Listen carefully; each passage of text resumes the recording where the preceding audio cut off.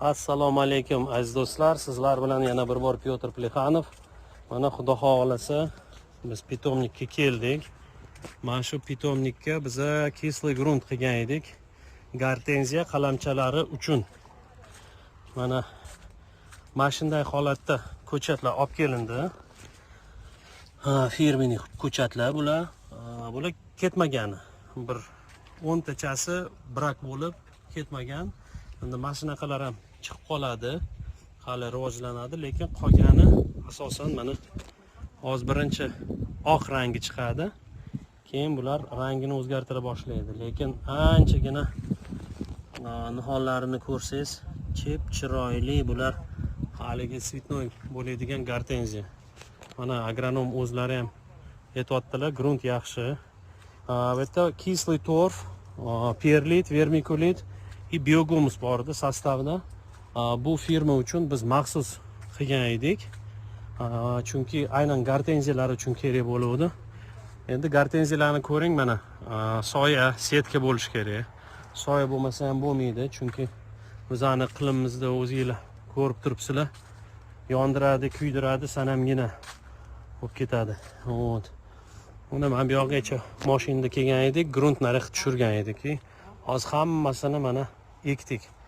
Vyhod, brak qanchasi bo'lyapti desam, deyarli yo'q. Mana nariga ko'rgan 6 ta 7 tadan tashqari qolgan hammasi yaxshi. Zo'r, juda ham xursandman. Qarang, kichkina narsadan shuncha hammasida mana nihol gullari chiqyapti. Mana oppoq. Ular oppoq.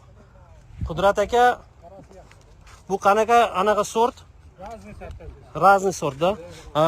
U boshida oq bo'lib chiqadi, keyin rangini o'zgartiradi. Hammasi oq bo'ladi, keyin vinayt. Metelchitik bor ekan, drevovidniy bor ekan. Mana har xili bor. O'zlaring ko'rib turibsizlar. Lekin holati zo'r. Endi akalar ham, opalar ham bu yerda ishlayotgan, hammasi gulni tushunishadi, daraxtni tushunishadi. Pitomnik juda katta obyektlarda ishlashadi va mana значит ekilgandan mana bu chiqmaganlari bori shu. Hech qaysilari olib qo'yilmagan. Brak deyarli yo'q deng. 15 ta 20 ta tuyaga. Qarang endi.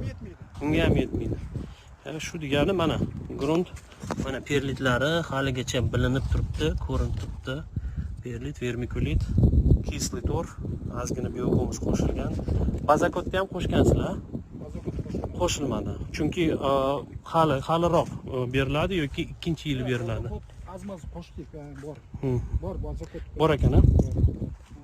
Menimcha ildiz berib bo'lgandan keyin berish kerak. Chunki hali ildiz bermaganda, yaxshi o'tirmaganda berib bo'lmaydi. Biogumus o'zi ham 1 oyga yetadi-da. Ha? Lekin ancha zo'r, ancha zo'r. Men juda menga yoqdi. Nurul aka oling, bir ko'rsating. Qarang. Bo'yini qarang.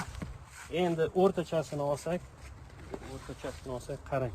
Chip chiroyligina. Bu metelchida ham menimcha. Qarang.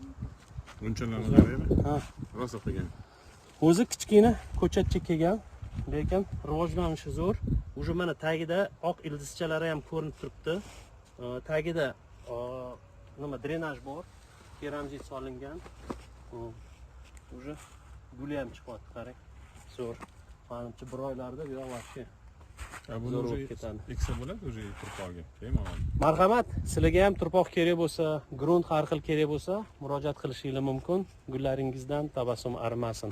Sizlar bilan birga Pyotr Plexanov bo'ldi. Sog' bo'linglar.